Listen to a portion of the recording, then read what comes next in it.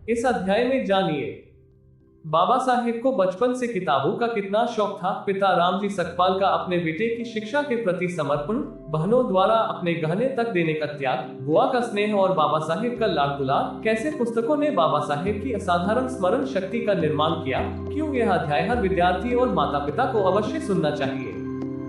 ये केवल एक महान व्यक्ति की कहानी नहीं, बल्कि उस परिवार के त्याग की कहानी है जिसने शिक्षा को सबसे बड़ा धन माना। आइए आगे जानते हैं बाबा साहेब के शब्दों में। अध्याय 4। मेरी परवरिश लाड दुलार में हुई। ऐसा महसूस होता है मानो वे घटनाएं आज ही घटित हुई हैं। उस समय मेरी मात्र इतनी ही महत्वाकांक्षा थी कि मेरे पास खुद की पुस्तकें होनी चाहिए, अर्थात अपनी खुद की, जिस पर सिर्फ मेरा हक हो। इसी महत्वाकांक्षा के चलते मेरे आज के इस ग्रंथ भंडार का निर्माण हो सका है। मैं उस समय भी नई नई पुस्तकें लाकर देने के लिए पिताजी के पास जिद किया करता था। मैं यदि किसी पुस्तक की मांग करता, तब वो पुस्तक दिन ढलने के समय तक पिताजी ने मुझे लाकर नहीं दी। ऐसा कभी नहीं हुआ।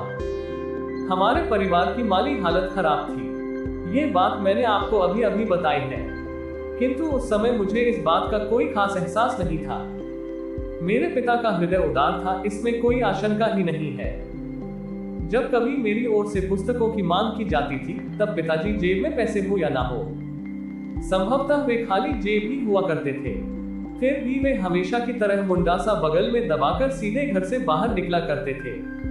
उस समय मेरी 2 बहनें बंबई में ही रहा करती थी। उन दोनों के विवाह हो चुके थे। पिताजी घर से सीधे निकलकर मेरी छोटी बहन के घर जाते और उसके पास से पुस्तक खरीदने के लिए 3-4 रुपए जो कुछ हुआ करते मांग लेते थे। भला उसके पास तो 3-4 रुपए कहाँ से आते। बेचारी बेहद ही तरस खाकर कहा करती थी, मेरे पास इतने रुपए नहीं है। किंतु पिताजी यह सुनकर झट से अपना मुंडासा बगल में दबाकर मेरी बड़ी बहन के घर जाया करते।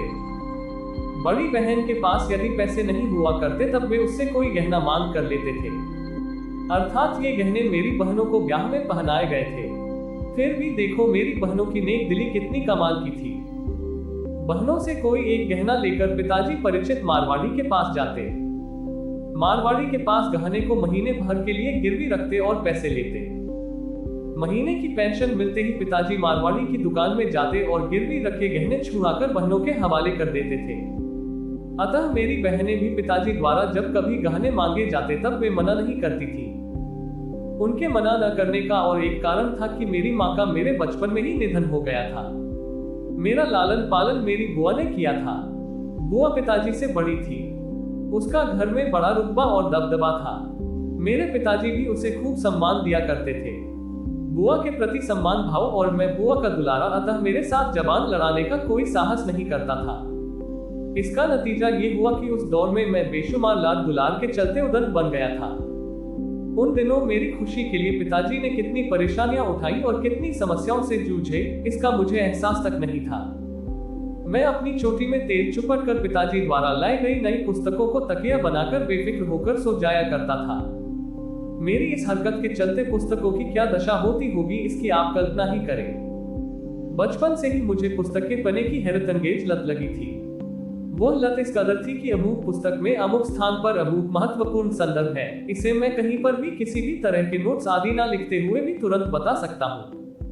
मेरी इसी आदत के चलते मेरी स्मृति बेहद ही तेज तर्रार हो गई है। यदि आप बाबा साहेब की पूरी आत्मकथा क्रमवार सुनना चाहते हैं, तो चैनल को सब्सक्राइब करें और बेल आइकॉन अवश्य दबाएं। जय हिंद, जय भारत।